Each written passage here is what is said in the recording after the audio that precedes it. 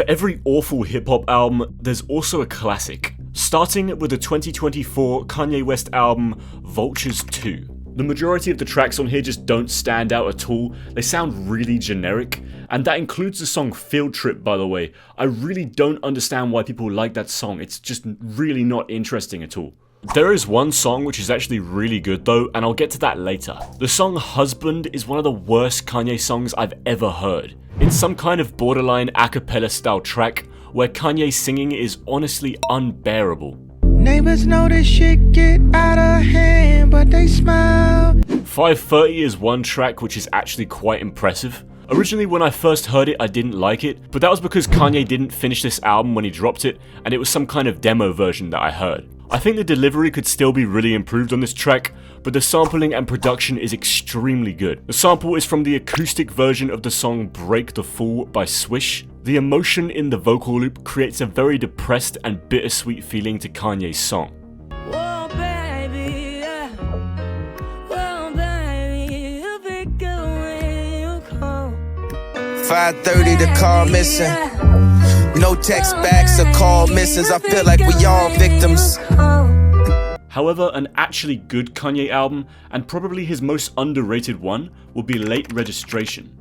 Nobody really talks about this album anymore. Kanye uses his classic chopped up soul sample style, but with a very impressive twist. The thing that makes this album stand out so much to me is the fact that he uses a live 20-piece orchestra in his music, which is fucking mental.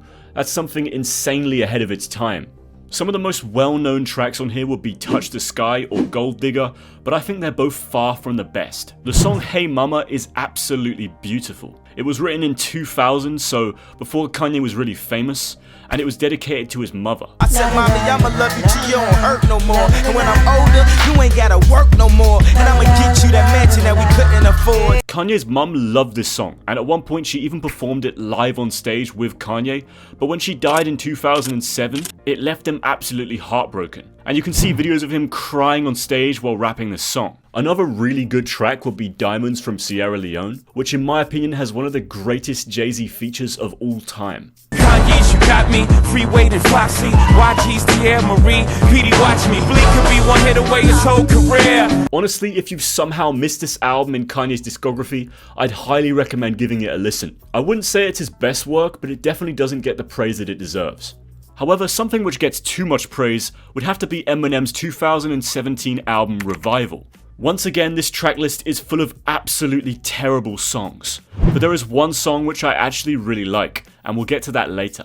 This album got so much negative reception that it caused Eminem to kind of lose his shit on the next album and diss everyone who spoke against him, which ended up being around 17 people. To show you just how bad this album is, take a listen to this song snippet.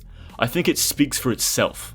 Black boy, we ain't gonna lie to you. Black boy, we don't like the sight of you. And we wonder why we see this side of you. I've heard a lot of people try to defend this song, and I really can't understand why when it opens so terribly. To be fair, it does have a beat switch in the middle that sounds a lot better, but when the first half is just Eminem's really shitty off-key singing, it's kind of impossible to be revived at that point.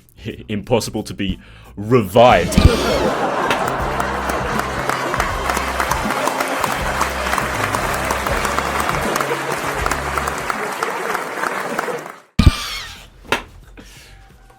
That was funny. Also, look at these lyrics. Nobody likes me, everybody hates me. They want me to go eat some worms. Cause I swear when I get up, I'm never gonna let up till everybody eats my turds. That was supposed to be a chorus. People also try to defend this song by saying that the chorus is a joke, but I really don't understand why the fuck that matters. Like, no one is gonna sit down and listen to this shit. It doesn't matter if the chorus is a joke, it's still terrible. Eminem tries to do so much rock rap in this album, and I think rock rap is probably one of the hardest genres to pull off. So pretty much every attempt Eminem tries completely fails. However, there's still one song which is actually really good, and that song is Castle. We coming out of mommy's stomach soon. I better do something quick if I'ma be able to support you. This track is a really beautiful story dedicated to his daughter Hailey, and it explains Eminem's thought process into rising to fame and becoming a successful rapper. But then, once he gets to that level of recognition, he realizes how much he regrets it and how badly it will affect his daughter Hailey. Despite this track being really good, it doesn't revive the album.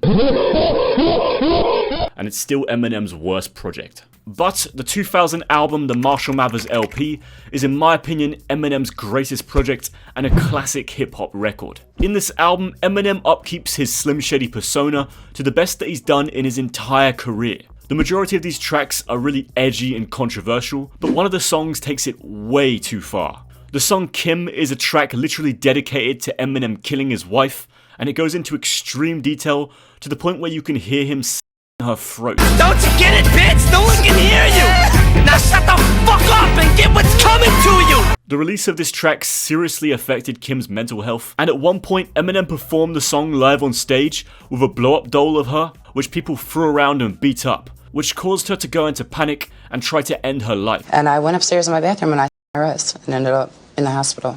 Despite that track being extremely disturbing, there are still tons of really good songs on this album. Popular tracks would include The Real Slim Shady, Stan, and The Way I Am. But besides Stan, they really aren't the best on this album.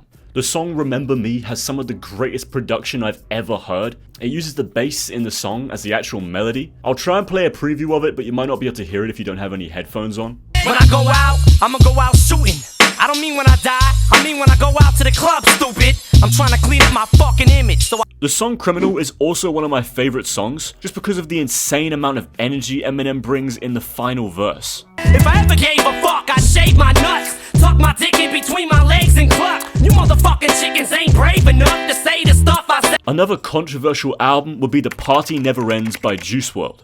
I say this album's by Juice WRLD, but it's more like it's by his record label, to be honest. This is the most blatant milk of a rapper's death I've ever seen. The marketing for this album was literally in Fortnite. I mean, how disrespectful can you get to do this? That's an absolute massive corporate cash grab. Also, the album cover is one of the most disgusting things I've ever seen, and if I told you that the same person who drew this made the graduation cover, I don't think you'd believe me. But let's actually try to focus on the tracks rather than the marketing. Because this is Juice WRLD's third album after his death, there aren't really many good tracks left to put on this project. Most of these songs are really boring demos or freestyles. Apparently there's over 3,000 of these songs, so these massive companies can probably just milk his death until the end of time. The biggest problem with these tracks is that pretty much none of them are memorable. Maybe the song Lace It because of the chorus. Roll it up, lace it, pop a few to chase it. I'm in my own matrix, none of this shit makes sense. But the majority of that track isn't even Juice WRLD. When you take a bunch of freestyles and demos that were never even supposed to be released and make them into an album, it's kind of destined to be trash. I don't think there's any songs on this album that are necessarily really bad, like they're hard to listen to, but the amount of mediocrity just makes it feel like a chore to sit down and listen to. And that arguably makes it worse. Like if I was hearing bad songs, at least they'd be funny or something. Unlike that album, Madvillainy by MF Doom probably has one of the most iconic covers of all time, and it's the direct inspiration for the album cover of Igor by Tyler the Creator. To me, MF Doom is one of the most creative rappers of all time. You can probably tell actually because of my poster back there. I really fucking like MF Doom. His whole gimmick is that he raps in the persona of a supervillain, which for its time is something that no rapper had ever really done before, but the album Madvillainy is by far his best work. The production on this project is absolutely incredible, ranging from this chord organ being sampled,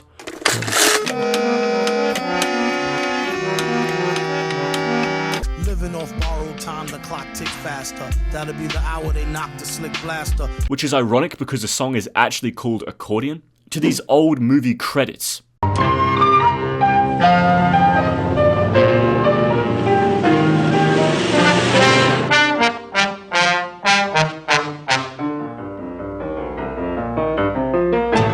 So nasty that it's probably somewhat of a travesty having me. Then he told the people you can call me your majesty. One of the most impressive songs on this album is Fancy Clown, where MF Doom takes on the persona of another villain named Victor Vaughn, who used to look up to MF Doom, but then starts to hate him after he found out that Doom slept with his girlfriend. Now you apologize, that's what they all say. You wasn't sorry when you sucked them off in the hallway, but have it your way, raw, no foreplay. I think the way Doom delivers his bars on this album and the production and sampling of like old movies portrays the supervillain theme on this album perfectly. And I think it's arguably the greatest conceptual album of all time. Something that people will probably hate me for is my hate for Honestly Nevermind.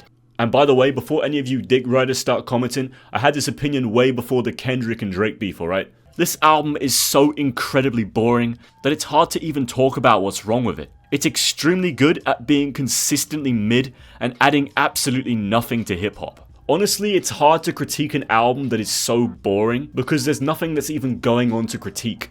It just sounds like wallpaper music that you play in the background of like Tesco's or something, I don't fucking know. Like, I cannot imagine someone sitting down and listening to this project in full. You can't give it your attention because you're not supposed to give it your attention. There are about 13 tracks of just mediocre R&B and house attempts, but finally at the very end of the project, at least we get the song Jimmy Cooks, which is actually a really good and probably the only memorable track in the entire album. Fuck a pigeonhole, I'm a night owl, it's a different mode. Also, this might not be considered a hip-hop album by some people, but it's Drake, so I thought I'd just include it on this list anyways. Another album which stems from R&B would probably be the absolutely classic Miseducation of Lauryn Hill. The album goes into a lot of detail about love throughout the entire project, but also structures itself like a lesson. A very clear contrast between formal education and real-world experience is shown throughout the album, and it explains that society miseducates people on love, success, and identity,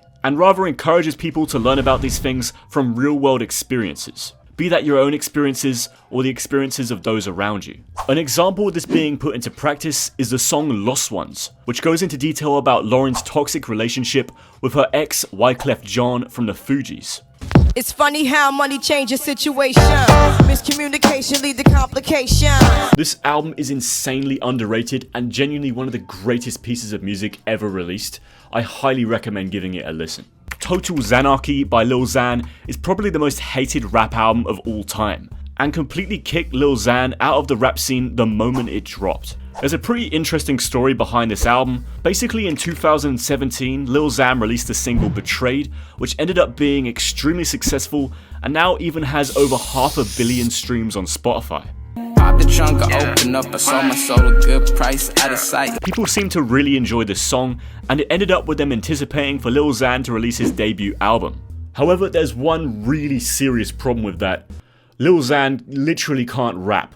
I think his single blowing up was basically just pure luck and had nothing to do with any skill or dedication. Seriously, every other song on this album is absolutely horrendous. Listen to his delivery on some of these songs. Sun don't shine when you're not by the only friend I have is time. They sleep, they snooze, they all days is true, all the bags is true, I get the money, don't get it. There isn't a single verse from Lil Xan in this entire album which isn't painful to listen to, apart from his initial single Betrayed. In fact, the only other verse I actually enjoy listening to is Charlie XCS's verse on the song Moonlight, which I was pretty surprised to see he even managed to get that feature. Lil Xan sounds like he's foaming out the mouth from Xanax when he's rapping on this album, and he never really managed to recover his career after it dropped. Well, that's the most hated rap album. One of the most loved rap albums would be Illmatic by Nas. I've heard a lot of people say that if you removed every single album from hip-hop, apart from Illmatic, you'd still be able to use it to figure out hip-hop's most significant foundations. This is one of the most influential hip-hop albums of all time, and most of the modern hip-hop we hear today wouldn't sound the same without Illmatic. The entire project is filled with wordplay, imagery, and vivid descriptions of Nas's hometown Queensbridge, involving crime, struggles, and dreams. There are endless quotables in this project. Probably the greatest line in all of hip-hop would be the following. I never sleep, cause sleep is the cousin of death. The production from Q-Tip, DJ Premier, and other really big names creates a very raw and chilling sound, which perfectly reflects life in the ghetto which Nas was growing up in. I think this is undoubtedly one of the greatest albums of all time, and something that will definitely get revisited 100 years in the future. Thank you for watching. Check out this video on diss tracks if you're interested. It's pretty good video, and yeah, goodbye.